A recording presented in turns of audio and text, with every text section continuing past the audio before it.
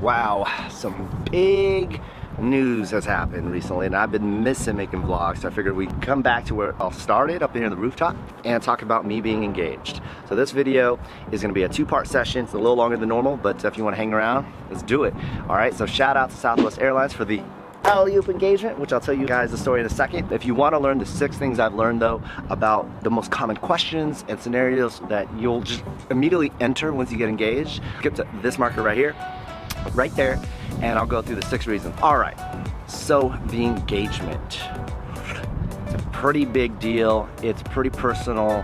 Everyone has their own take on it, whether you want to do something grandiose, whether you want to do something personal. I think there's no wrong way at all to do your proposal. To bring it back, how I met Tracy, my current fiance, was about 5 years ago. Okay, so we met at the airport right here in Austin on the way to Vegas. So I met Tracy right over there 5 years ago in Austin at this airport, right over there. We met, we didn't start dating until about 1.5 years later.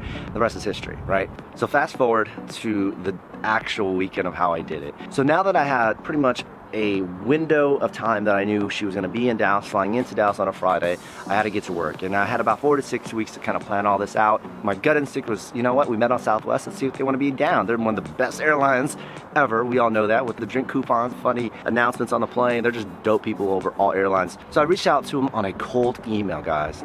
Super cold email showed right here, just complimenting them, telling them how much I really enjoyed flying with them and how I really wanted to do something for my current girlfriend where I met on their airlines. And they said, hey, I like your story, let's learn more. So I hopped on a call, told them the story. They're like, oh, we're down, but we can't make any guarantees. Reason why, the city of Dallas actually owns the airport, and just like all the other airlines, Southwest is kind of like renting a spot. They're like a contractor there.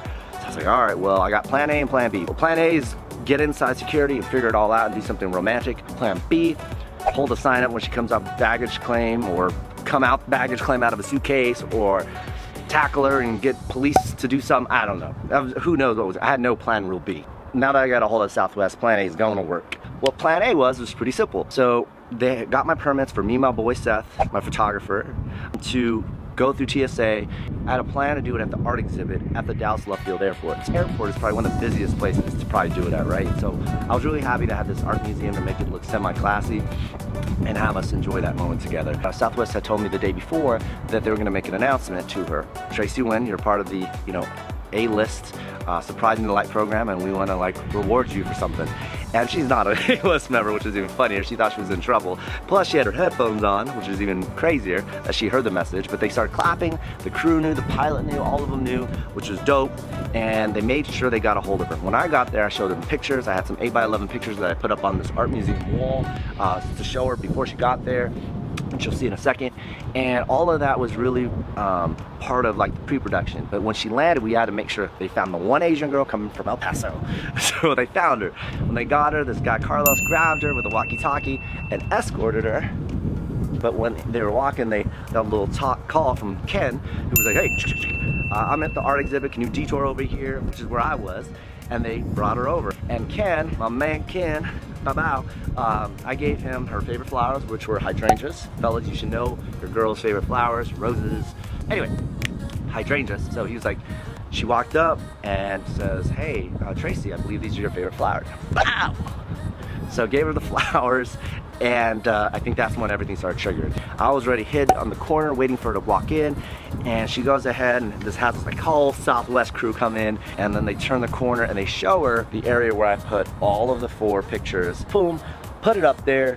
She looked at it, kinda. So once she saw the pictures, she was looking for me, and I came out the corner.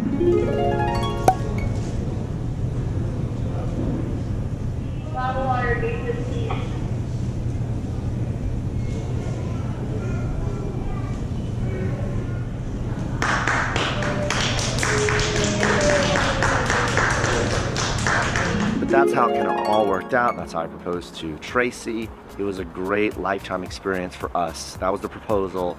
And then shortly thereafter, I had her parents at an Asian restaurant with my parents who I flew in the night before. And it was funny because when she gets out the car, she's like, yo, honey, like, why are we in an Asian plaza? And I'm like, cause my coworkers like Asian food. But it was like one of those like Asian plazas, like where there's dim sum and stuff. I thought that was kind of funny. Anyway, we walk in, and then of course all of our immediate close family, like grandmas, were all there, took some pictures, had a nice, very well priced dinner for us, and nothing too crazy, Asian style, baby, volume and value, and took pictures, and that was our night. That was our Friday night. That was the engagement, November 2nd, 2018. Just want to share with you all. All right, that's it. Thanks for listening.